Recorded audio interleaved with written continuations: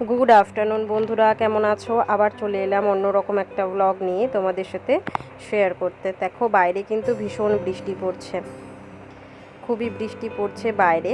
তো দিনটা ছিল রবিবার। তো আমি যথারীতি আবার রবিবারে রেডি হয়ে গেছি বেরোবো বলে। দেখে হয়তো মনে হচ্ছে সকালবেলা, কিন্তু না, সকালবেলা হলে মর্নিং বলতাম, অ্যাকচুয়ালি সকালবেলা নয়, এখন প্রায় অনেক বেজে গেছে। আর এই যে এদিকে দেখো এখানটা দিয়ে জল পড়ে তো ঘরে, এবার ওর জন্য এখানে এক বেরোনোর আগেই সরঞ্জামটা করে দিয়ে গেলাম। দেখো, দেখতেই পাচ্ছ এখানে কীরকম জল পড়ছে। আর যে পরিমাণ বৃষ্টি শুরু হয়েছে, সত্যি বলতে সেদিন বৃষ্টি থামেইনি। আর দেখো এদিকে দেখতে পাচ্ছ অলরেডি 12:30 বাজে। হ্যাঁ, এখন আমি রেডি হয়ে বেরোবো। অনেক আগেই বেরাতাম, কিন্তু এত বৃষ্টি পড়ছিল বেরোতেই পারছিলাম না। তো যাই হোক, অনেক কষ্ট করে বৃষ্টিটার কথা না ভেবেই আমি বেরিয়ে পড়লাম। বেরিয়ে টোটোয় উঠে পড়েছি। ভীষণ বৃষ্টি পড়ছে সত্যি বলতে গেলে, কিন্তু না বেরোলে হতো না।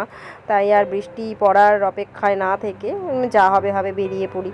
ওই জন্য দেখো বেরিয়ে পড়েছি। আর অনেকটা মানে রাস্তাটা দেখে বুঝতেই পারছো যে অনেক বৃষ্টি হচ্ছে, যার জন্য রাস্তা পুরো একদম জল হয়ে গেছে।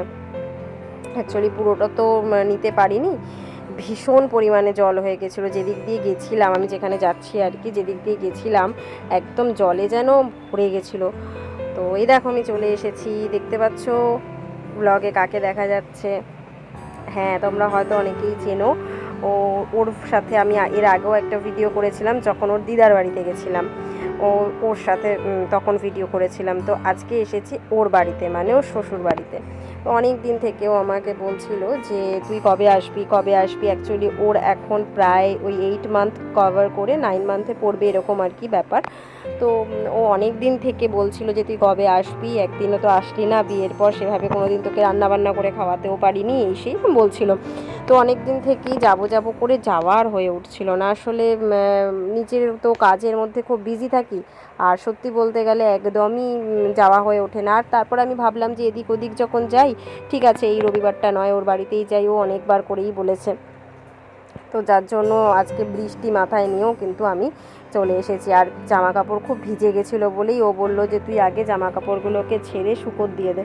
তো আমি সেই জন্যই ড্রেসটা চেঞ্জ করে নিলাম, দেখতেই পাচ্ছ। না হলে ওইভাবে ভিজে জামা কাপড় পরে তো আর থাকা যায় না। ভিজে জামা কাপড় পরে থাকলে তো ঠান্ডা লেগে অবস্থা খারাপ হয়ে যাবে। তো ওর জন্য আমি ড্রেসটা চেঞ্জ করে নিয়েছি। নিয়ে দেখো এখানে আমি এসে দেখি অলরেডি রান্নার তোড়জোড় শুরু করে দিয়েছে।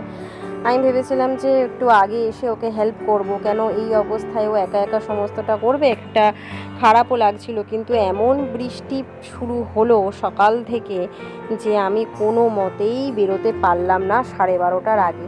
এখানে পৌঁছাতে প্রায় 1টা বেজেই গেছে। তো ও আর কি করবে, ওর জন্য ও অলরেডি সমস্ত কিছু কাটাকাটি করে সরঞ্জাম করে রান্নাটা করা শুরু করেই দিয়েছিল। তাই জন্য আমি আর কি করব, আমি দেখো এসে বসে আছি, বসে বসে ওর সাথে গল্প করছি। দেখবি একটু পরে ও ভ্লগ করছে, অ্যাকচুয়ালি ও ভ্লগ করছে। তো ওর যারা ওকে চেনো তারা দেখবে যে ওর ভ্লগটা অন্যরকম আসবে, মানে অন্যরকমভাবে ও ভ্লগ করেছে আর কি, আমিও করেছি। তো খুব মজা করেছি বেসিক্যালি সেই দিনটা। অ্যাকচুয়ালি অনেকে হয়তো জানো বা অনেকেই জানো না, যারা জানো না তাদের জন্যই বলি, আমাদের ফ্রেন্ডশিপটা কিন্তু একদম ছোট্টবেলা বলতে যখন আমি প্রথম স্কুলে ভর্তি হই, যে মানে ও আর আমি একই স্কুলে ভর্তি হয়েছিলাম, তো সেই সময় থেকে কিন্তু আমরা বেস্ট ফ্রেন্ড। তো যাই হোক, প্রায় 19-20 বছরের সম্পর্ক হয়ে গেল। আরও মজার বিষয় হচ্ছে যে ওর বিয়ে আর আমার বিয়ে প্রায় একই মাসে হয়েছে। মাসে হয়নি, মানে বাংলা মাসটা দেখতে গেলে অনেকটা একই, কিন্তু ইংরেজি মাসটা দেখতে গেলে আলাদা। তো ওর হয়েছে ফেব্রুয়ারি আর আমার হয়েছে মার্চ, মানে 15 দিনের একটা অন্তর আছে, 15 দিন অন্তর, মানে ওর 15 দিন আগে হয়েছে, আমার 15 দিন পরে হয়েছে। তো সত্যি কথা বলতে গেলে সেই তখন তো আর ব্লগ করতাম না, না হলে সেগুলোও শেয়ার করতাম, ওগুলোও একটা স্মরণীয় দিন ছিল। ওর জিনিসপত্র কিনতে যাওয়া হচ্ছে, আমি যাচ্ছি দেখছি, এবার আমারও যখন হচ্ছে ও আসছে দেখছি, এরকম একটা মানে খুব ভালো মতো দিনগুলো কাটিয়েছিলাম। ওর আর আমার মধ্যে খুব ভালো মিল অ্যাকচুয়ালি বলতে গেলে। তো যাই হোক, এদিকে দেখো আমি ওকে বলছিলাম তুই একা একাই সমস্তটা করছিস, তাহলে বল আমি তোকে কি হেল্প করি। তো ও বলছিল কিছু করতে হবে না, কিন্তু আমি বললাম যে না, তুই একা একা করছিস, আমার ভীষণ খারাপ লাগছে। বললো তাহলে একটা কাজ কর, তুই মিক্সিটা কর। তো এদিকে দেখো ওর বর আছে, মানে ওর বর ভীষণ ভালো, ভীষণ ফ্রেন্ডলি। ও মানে ওই বরণ বলল যে এই লাইটটা জ্বেলে নাও, তাহলে তোমাদের ব্লগটা ভালো আসবে। ও ভীষণ কোঅপারেট করেছে আমাদের সাথে, যদিও কিছুক্ষণ পর ও কাজে বেরিয়েই যাবে, যতক্ষণ বাড়িতে ছিল ভালোই কোঅপারেট করেছিল আমাদের সাথে। আর এদিকে দেখো শিখার বাড়ির থেকে ফোন এসছে, মানে ওর মা বোন ফোন করেছে। ওদের সাথেও আমার সম্পর্ক অনেক ছোটোবেলার, তো ওরাও আমার সাথে ভীষণ ভালো ব্যবহার করে, মানে মেশে। তাই জন্য দেখো ওর সাথে বা ওর বোনের সাথে আমি অ্যাকচুয়ালি ভিডিও কলে কথা বলছিলাম। তারপরে আমার বোনও ফোন করেছিল, কিন্তু সেটা আর তখন নেওয়া হয়নি। মানে ওরও বোন আমাকে খুব ভালোবাসে আর আমার বোনও ওকে খুব ভালোবাসে। আমাদের যে ডান্সের যে চ্যানেলটা রয়েছে সেখানে প্রথম নাচ কিন্তু আমার বোনের আর শিখার 3জনের রয়েছে। তো এভাবে মজা করেই দিনগুলো কাটাচ্ছিলাম। সত্যি বলতে গেলে ভীষণ ভালোভাবে দিন কাটিয়েছি। আর এদিকে দেখো কয়েকটা রান্না হয়ে গেছে, আর লাস্ট মাংসটাই আর কি ও করছে। সত্যি বলতে গেলে ও তো প্রথম প্রথম কিছুই সেভাবে জানতো না বলতে ওকে কোনোদিন সেভাবে কিছু করতে হয়নি, যা করেছে ও বিয়ের পরে করেছে, কিন্তু হাতের রান্না এতটাই সুন্দর হয়ে গেছে, হ্যাঁ, যে কি বলবো। আমার তো ভীষণ ভালো লেগেছে, খেয়ে আমি খুব খুশি হয়েছি। আমার কাছে এটা আনএক্সপেক্টেড ছিল যে ও এত ভালো রান্না করতে পারবে বা এত ভালো রান্না করে খাওয়াতে পারবে। মাংসটা কিন্তু দারুণ বানিয়েছিল, আমার খুব পছন্দ। এমনিতে আমি এরকম মাংস খাইনি মানে খাই না, কিন্তু ও যেটা বানিয়েছিল তখন আমার তো ভীষণ পছন্দ হয়েছে, খুব ভালো লেগেছিল খেতে। তো এদিকে দেখো আমি আর কি করব, একটু বসে বসে গল্পই করছি, আর ও ওদিকে করছে। আর আপাতত কিছু করার নেই, ওর জন্য বসে বসে গল্প করছি। আর ওদের যেখানে আমি বসে আছি ঘর থেকে সামনে একটা পুকুর আছে, বৃষ্টি পড়ছে, দেখতে ভীষণ ভালো লাগছিল। ওর জন্য ওখানে বসে বসে বৃষ্টিটাও দেখছিলাম আর ওর সাথে কথা বলছিলাম। দেখো আরও বলছে দেখ পেটে এখানে হাত দিয়ে বোঝা যাচ্ছে কীরকম, তো ওটাই একটু ফিল করছিলাম। যদিও সত্যিকারের কথা বলতে সেভাবে তো ফিল করতে পারবো না, কিন্তু ভালো লাগছিল বেশ, সত্যিকারের কথা বলতে ভীষণই ভালো লাগছিল। তো চলো তোমরা দেখতে থাকো।